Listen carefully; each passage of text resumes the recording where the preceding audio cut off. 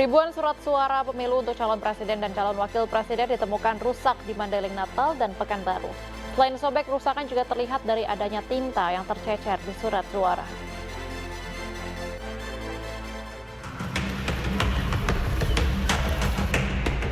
Sebanyak 2.000 lembar lebih surat suara pemilu pasangan calon presiden dan calon wakil presiden ditemukan rusak oleh KPU Mandailing Natal, Sumatera Utara. Kerusakan diketahui saat pelipatan dan penyortiran dilakukan para pekerja. Dari 1.700.000 lebih surat suara, 2.000 lebih diantaranya dinyatakan rusak karena sobek hingga adanya bercak tinta.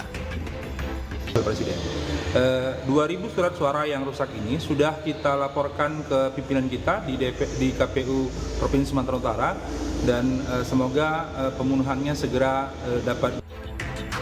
Di Pekanbaru Riau, kerusakan surat suara juga ditemukan sebanyak 1.300 lebih. Lembaran surat suara yang rusak terdiri dari surat suara DPR RI dan DPRD provinsi. Kerusakan mulai dari surat yang sobek hingga salah cetak. Untuk kerusakan kayak apa, Pak? Kalau kerusakan itu misalnya bolong. Jadi bolong itu kalau dia di areal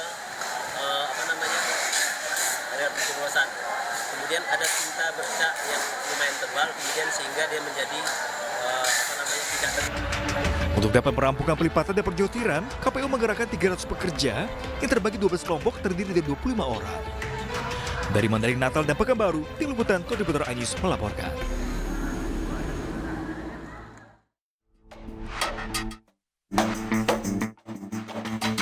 Setelah selesai dilakukan sortir dan pelipatan, KPU Bojonegoro menemukan sebanyak 2.743 lembar surat suara yang kondisinya rusak. Kerusakan surat suara tersebut berata di sebuah jenis, baik di Pileg maupun Pilpres. Surat suara yang rusak meliputi warna buram, sobek hingga berlubang. Sementara surat suara yang paling banyak rusak yakni surat suara untuk calon presiden dan wakil presiden. Ketua KPU Bojonegoro mengatakan surat suara yang rusak akan dimusnahkan. Masuk kategori rusak gitu kan, semisal mungkin ada tinta yang buram atau tinta yang berabul atau yang mungkin ada yang robek, seperti itu kategori rusak. Dan itu nanti kita simpan, kita hitung dan kita minta klaim ya, kita ke provinsi atas kerusakan itu dan nanti kita minta penggantinya dan yang rusak nanti kita musnahkan. Hingga kini KPU Bojonegoro telah menerima seluruh logistik keperluan pemilu baik bilik suara, kotak suara, surat suara maupun logistik lainnya. Setelah selesai dilakukan sortir dan pelipatan, KPU akan segera mendistribusikan surat suara ke masing-masing PPK dan dilanjutkan ke tiap PPS atau desa. Dari Bojonegoro, Jawa Timur, Dedi Mahdi, iNews melaporkan. Dan pemirsa, usai sudah perjumpaan kita di Indonesia Memilih. Dan jangan lupa 14 Februari 2024 sama-sama kita sukseskan pemilihan umum untuk Indonesia lebih baik.